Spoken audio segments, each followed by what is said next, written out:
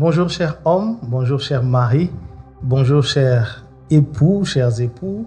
Grande est ma joie de vous retrouver aujourd'hui pour discuter autour de ce thème merveilleux, ma femme, la plus belle fleur de mon jardin.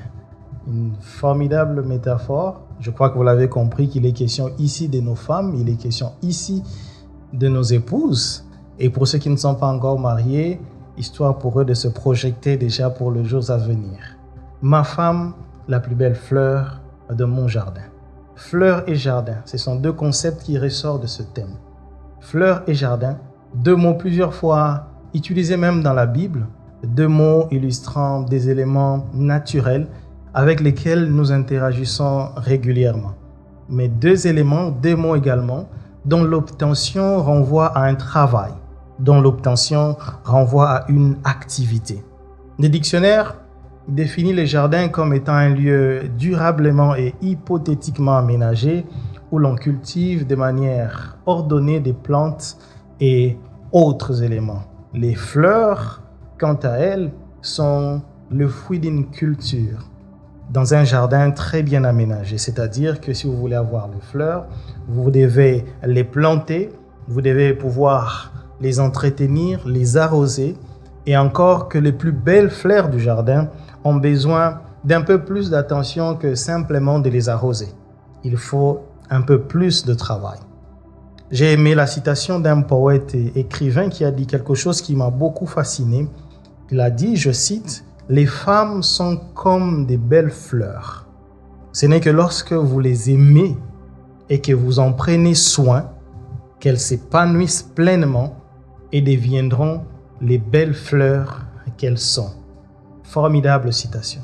Rassurez-vous, je ne suis pas un anthophile, rien du tout, mais je choisis l'image de la fleur et du jardin, deux concepts, comme je l'ai dit à mon introduction, qui renvoient à la culture, qui renvoient au travail pour illustrer le travail continu, le travail permanent que nous sommes appelés en tant qu'époux à effectuer sur nos épouses, afin de les aider à atteindre la stature la plus parfaite, les aider à devenir réellement les plus belles fleurs du jardin, les aider à vraiment devenir des épouses épanouies.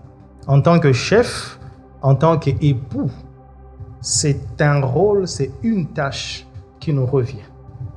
Remarquez avec moi que depuis le début de la vie de l'homme sur la terre, Dieu lui a donné comme un travail. L'homme devait cultiver la terre et garder les jardins d'Éden. Genèse 2, 15 illustre cela. La Bible dit, « L'Éternel Dieu prit l'homme et le plaça dans le jardin d'Éden pour cultiver la terre et pour le garder. » Pour cultiver et pour garder. J'aime comment est-ce que le dictionnaire est en train de définir ce que c'est cultiver la terre. Le dictionnaire dit que cultiver la terre, c'est exécuter un ensemble de travaux et de techniques mises en œuvre pour traiter la terre, pour en tirer des produits de consommation. Cultiver la terre, c'est donc travailler pour qu'elle produise. Celui qui cultive la terre doit donc labourer, doit donc entretenir, s'aimer et puis à s'attendre à une récolte. Celui qui cultive la terre, il doit donc avec patience, amour et persévérance accepter de se placer dans un processus pour pouvoir prendre ce qu'il y a de brut afin d'en tirer le meilleur, faire sortir du brut ce qu'il y a de meilleur. Maintenant, regardez une chose.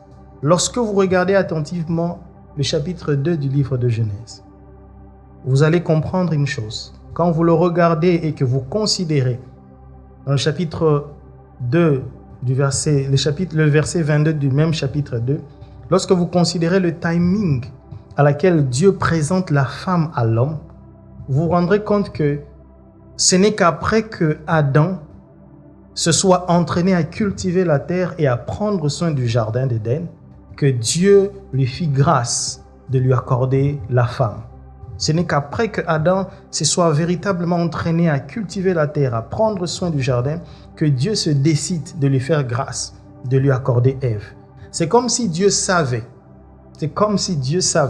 que la femme qu'il va lui donner dans les versets qui vont suivre, Genèse 2, 22, aurait besoin d'une plus grande attention, aurait besoin d'un travail pour lequel l'homme méritait d'être entraîné bien avant.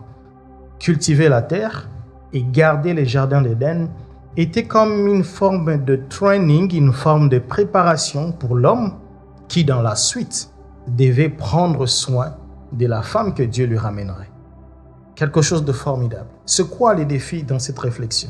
Les défis ici, c'est de réfléchir comment dans la pratique réussir à honorer deux engagements. On en prend généralement plusieurs, mais j'ai préféré m'arrêter sur deux de plusieurs engagements que nous prenons.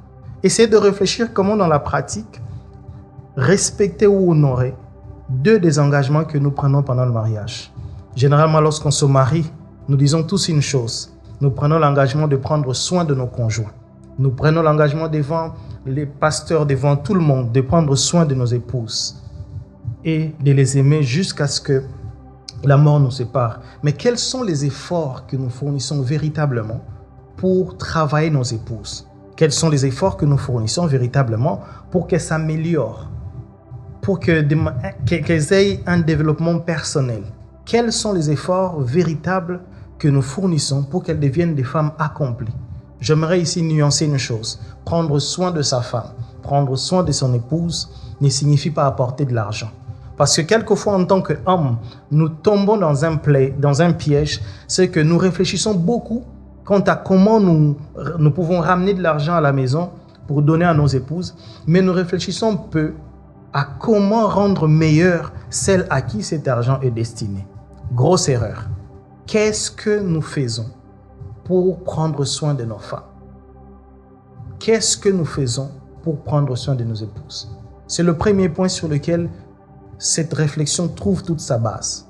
Le deuxième point, nous en parlerons à la prochaine édition, mais j'aimerais qu'à un moment donné qu'on s'arrête sur cet élément pour réfléchir un moment sur qu'est-ce que nous fournissons comme effort pour que nos femmes se développent. Qu'est-ce que nous fournissons comme effort? Le Seigneur a entraîné l'homme dans l'Éden afin de lui donner une femme pour que cette femme soit le sujet sur lequel il travaille afin qu'il s'améliore. Que Dieu vous bénisse. Nous nous retrouvons la prochaine fois.